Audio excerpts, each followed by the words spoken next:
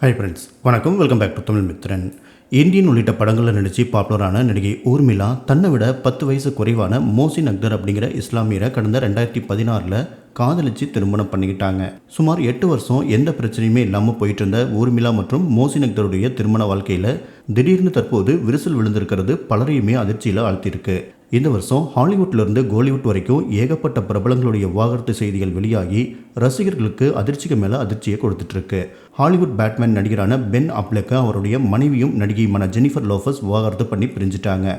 கோலிவுட்டில் GV Prakash சைந்தேவியுடைய பிரிவு மற்றும் சமீபத்தில் ஜெயம் ரவி மற்றும் ஆர்த்தியுடைய பிரிவு அப்படின்னு தொடர்ந்து காதலிச்சு திருமணம் பண்ணிக்கிற தம்பதிகள் மத்தியில் காதல் இல்லாமல் போக என்னதான் காரணம் அப்படிங்கிற கேள்வி தான் அதிகமாக இருந்துகிட்ருக்கு.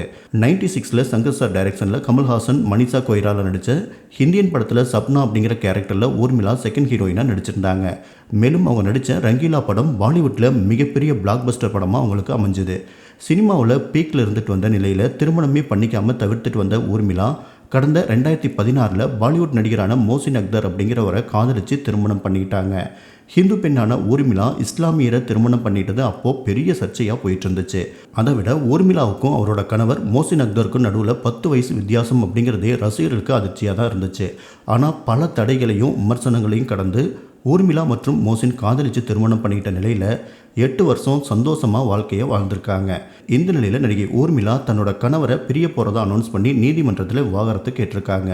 ஊர்மிளாவுக்கு தற்போது 50 வயசு ஆகுது. அமிர்தசரஸில் இருக்கிற பொற்கோவிலில் முதல்ல 2 பேரும் மாலை மாற்றி கல்யாணம் பண்ணிட்டு அதுக்கப்புறமா தர்காவிலையும் திருமணம் பண்ணிட்டு சேர்ந்து வாழ்ந்துட்டு வந்த நிலையில் ஊர்மிளா தன்னோட கணவர்கிட்ட இருந்து விவாகரத்து கேட்டு மும்பை பாந்த்ரா குடும்ப நல நீதிமன்றத்தில் மனு தாக்கல் பண்ணியிருக்காங்க.